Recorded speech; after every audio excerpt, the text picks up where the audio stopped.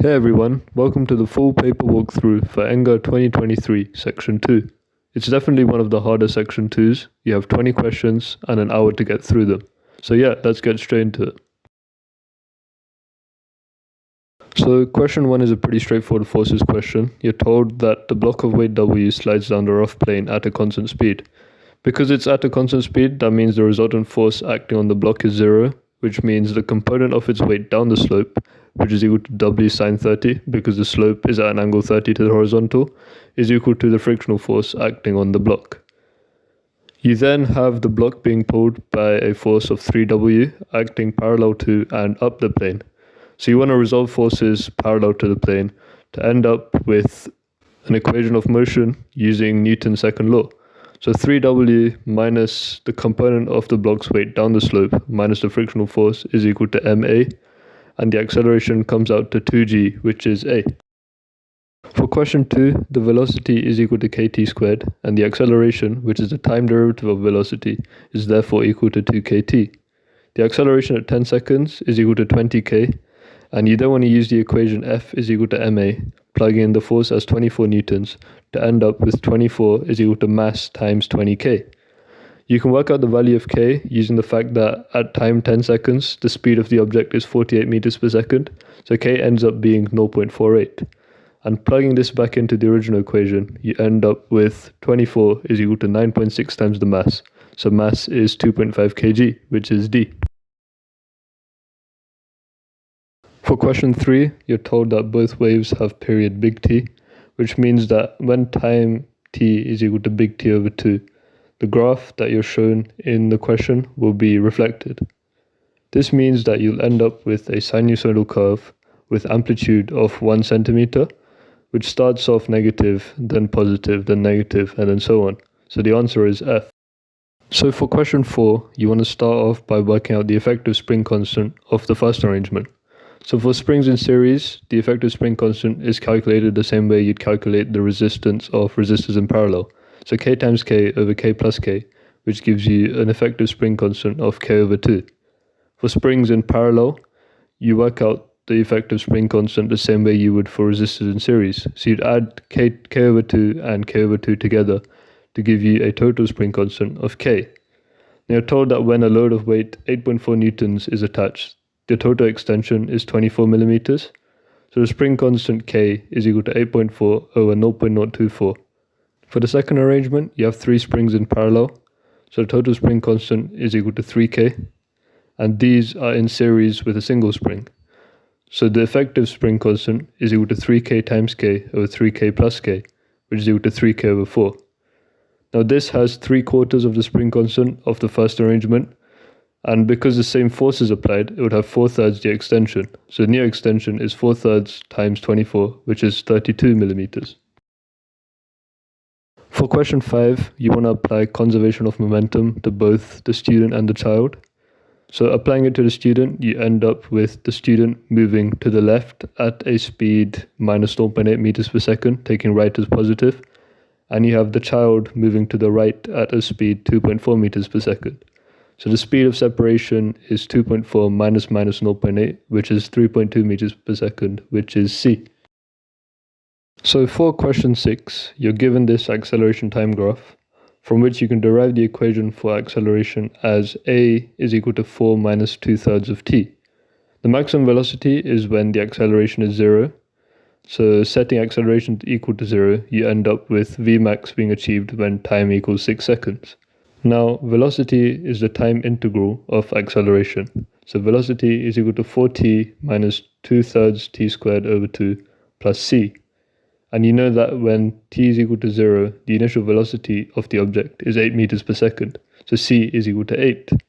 You can then plug in t is equal to 6 to work out the velocity at 6 seconds as 20 meters per second, which is d. For question 7, you're told that the 3 identical resistors in the external circuit each have resistance big R, and you're asked to work out the value of big R in terms of little r. So you can start off by working out the resistance of the parallel combination of resistors, which comes out to 2R times R over 2R plus R, which is 2R over 3. Now this parallel resistance is in series with the internal resistance of the battery. So using the potential divider equation and using the fact that the terminal voltage is 16 volts, you can come up with an equation in terms of big R and little r. So 2r over 3 over little r plus 2r over 3 equals 16 over 18 from the potential divider equation. And rearranging this, you end up with big R is equal to 12 times little r, which is D. In question 8, you have trolleys with bar magnets on top. You're told that the trolleys are released at the same time and that they move towards each other and collide. From Newton's third law, the same magnetic force acts on both trolleys. And from F is equal to ma, if x has 2/3 the mass of trolley y, it must achieve 3/2 the final velocity. This means that the final kinetic energy of x immediately before the collision is 3 over 2 times the kinetic energy of y before the collision. So the answer is E. For question 9, you're given a uniform rod with 2 hanging wires and a load, and you're asked to work out how the tension T in wire P varies with the position of the load along the rod. You start off by taking moments about Q, so you end up with the equation that the tension in wire P is equal to 10 plus 20x, where x is the distance of the load from Q.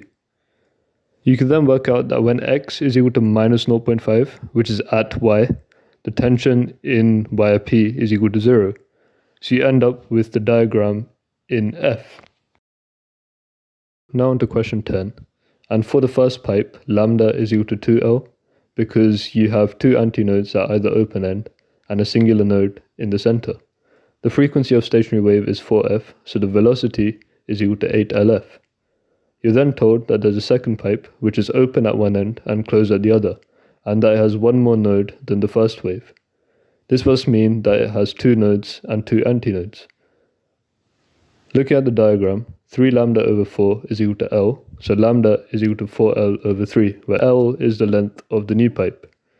8LF is therefore equal to 4L nu over 3 times the frequency of stationary wave in the second pipe F, so L nu is equal to 6L. So for question 11, you're given 4 circuits, and you're asked to work out the length of time after which the cells in each of the circuits become exhausted. So in circuits 1 and 2, you can label the voltage as V and V, and in 3 and 4, it's V over 2, because the cells are in parallel, not in series. You can do a similar thing with the resistances, so it's 2R in 1 and 3, and R in 2 and 4. The current in each circuit is just the voltage divided by the resistance, so it's V over 2R in 1 and 4, V over R in 2, and V over 4R in 3. The current is the same in 1 and 4, so the time taken is the same. The current is the highest in circuit 2, so the time is the shortest, and time is longest in circuit 3, because the current is the smallest. For question 12, you're asked to work out the expression that gives the resultant force on the particle at time t.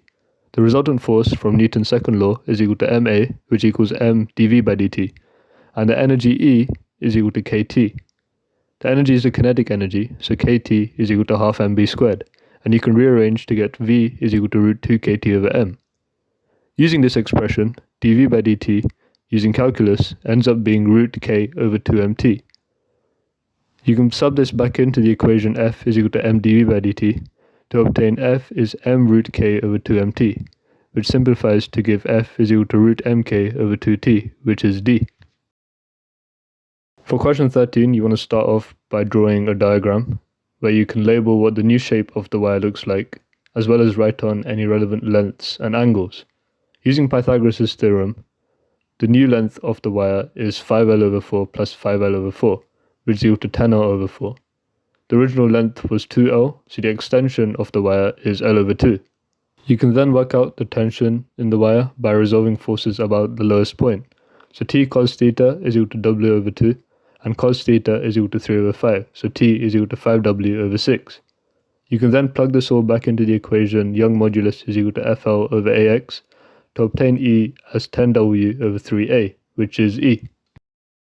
For question 14, you basically want to derive 2 equations of motion, one for each object, taking into account the component of the object's weight down the slope, the frictional force, and the tension force.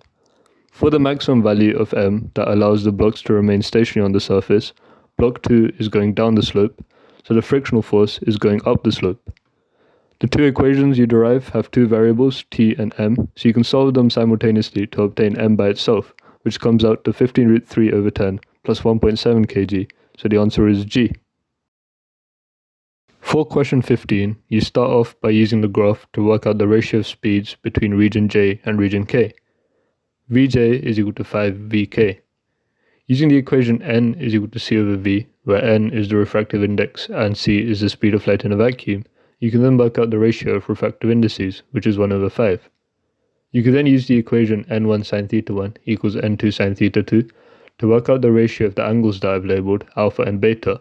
Sine beta is 1 over 5 sine alpha. Using this ratio and doing some manipulation with the lengths p, q, y and x, you can work out the value of x over p as 3 over 200, which is A. For question 16, the rate of heating, which equals the power, equals force times velocity, which is kRv squared. For the sphere made of the same material but with 8 times the mass, it has 8 times the volume and therefore 2 times the radius, because volume is directly proportional to the radius cubed. You're told that for a sphere of uniform density and mass m falling at a constant speed, the drag force heats up the surrounding air at a constant rate p. So you want to work out how the change in mass and radius affects terminal velocity. For the original sphere, mg equals krv, so v is equal to mg over kr. Mass has increased by times 8 and radius has doubled, so the terminal velocity of the new sphere is 4 times the terminal velocity of the original sphere. The ratio of power is then 2 times the radius times 4 times the velocity squared, plugging into kRv squared, which gives you a power ratio of times 32, which is E. Question 17 is a projectile motion question, so you want to treat the horizontal and vertical components of the velocity separately. Horizontally, you have a constant velocity of 8 meters per second. Vertically, you start off at 6 meters per second and end up at -2 when the object impacts the plane. Vertically, you can then use v squared equals u squared plus 2as to work out the distance at which the object comes to a stop, which ends up being 1.6 meters above its starting height. You can then use the equation s is equal to ut plus half at squared and solve the quadratic for t to obtain the time when the object impacts the plane. This ends up being 0.8 seconds. The horizontal distance travelled in this time is then just 8 meters per second times 0.8 seconds, which is 6.4 meters, and the angle of the plane to the horizontal is the inverse tangent of the vertical distance over the horizontal distance, which is arctan of 1.6 over 6.4, which is arctan of a quarter, so the answer is C. In question 18, you're told that a tennis ball travels horizontally, strikes a vertical wall at 30 meters per second, and then leaves the wall in the opposite direction at 20 meters per second. The change in momentum of the ball is therefore mass times the change in velocity. The change in velocity is 50 meters per second because the ball changes direction, so the change in momentum is 3 Newton seconds. Now, the change in momentum is equal to the area under a force time graph, so half times a plus b times 120 is equal to 3. From the scale on the time axis, b is equal to 2a, so half times 3a times 120 is 3. A ends up being 1 over 60, so b is equal to 1 over 30. Question 19 looks like a really complicated circuit question, but with a bit of manipulation, it isn't actually too bad. So you want to start off by labeling the currents I1 and I2 coming out of the node, and then creating 2 separate loops to do calculations in. You can then apply Kirchhoff's second law, that in a closed loop, the sum of PDs equals the sum of EMFs, to loop 1 and loop 2. In loop 1, you obtain that R times I1, where R is the value of the unknown resistance, is equal to 4. And in loop 2, you obtain that the value of the current I2 is equal to 0. You know that I1 plus I2 equals 0.5 amps, so if I2 is 0, I1 is 0.5 amps, which means the value of the resistor must be 8 ohms, which is D. So for question 20, which is the last question on the test, you're given an equation for how the resistivity of the soil varies with depth x from the surface. Resistance is equal to resistivity times length over area. So to work out the total resistance of a vertical column of soil, you basically want to add up the individual resistances of infinitesimal depths dx over the total height h to get the total resistance.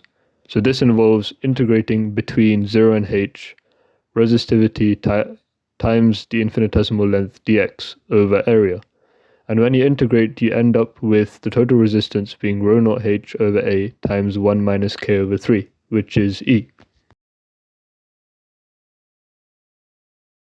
Thank you for watching, everyone. Hope you found it useful. And for more ESAT practice and preparation resources, make sure to check out our website. Link will be in the description.